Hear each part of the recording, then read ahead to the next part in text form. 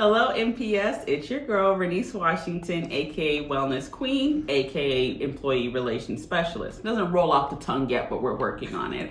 And I am delighted to be joined by Latasha Easterling Turnquest, also known as our Chief of Family Partnership and Student Engagement here in the district. Latasha, thanks for joining me. Of course. And this week, I needed a little help because I'm not in this subject area. This week, I wanted to talk about, as a parent, and many of our employees are parents and staff members and co-workers, how do you balance being a parent and doing your role? So that's what we're going to get in today. Some strategies that Latasha has for herself, but also what could work for other people. So join us.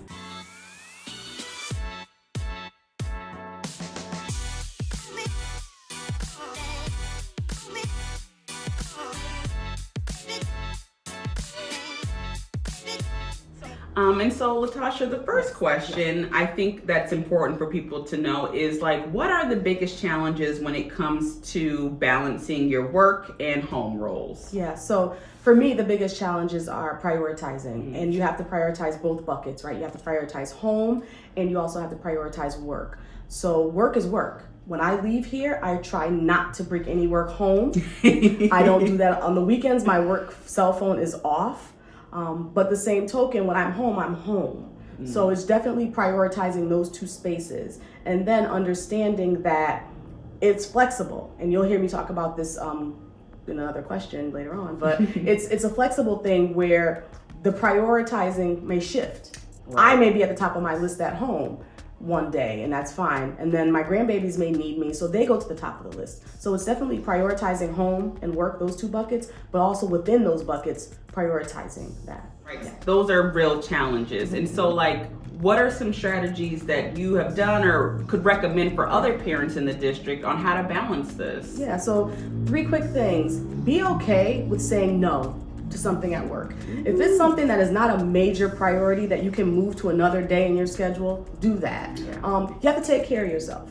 So at home, if you're cooking dinner, maybe tonight is cereal and fruit. Are they gonna faint? Are they gonna be dehydrated? Are they gonna, there's some, no, maybe it's pizza that night. Maybe it's not a full course meal. And the third thing, is that in my opinion, you have to take a flexible approach. And that is everything can't be number one.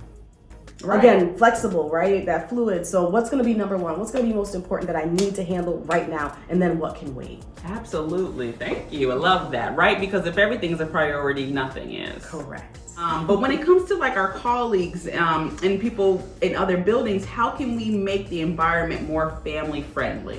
Yes. So I believe that we have to understand that our colleagues and our staff are people with families. They're not staff badges. They're not data. They're people with actual families. Relationships. Get to know each other. I'll give a quick example. Hassan Sultan, who's my FRC at Illing, he's got twin sons that are a couple of months older than my youngest daughter.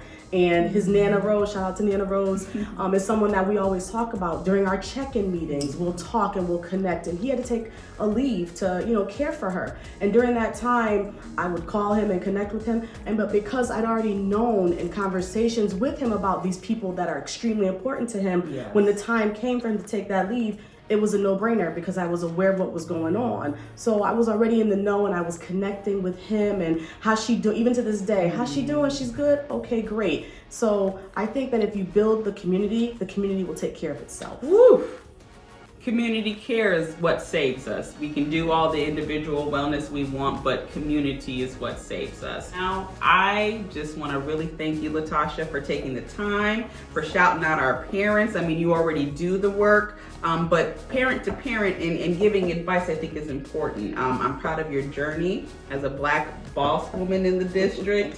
It isn't always easy to give yourself permissions, especially as parents, right? When you get this new role, it becomes I care for others, which should still exist, but also how are you taking care of yourself? It matters. So thank you so much, MPS. Thank you so much, Latasha. It has been an amazing journey, and it's been your Wellness Queen. Thank you.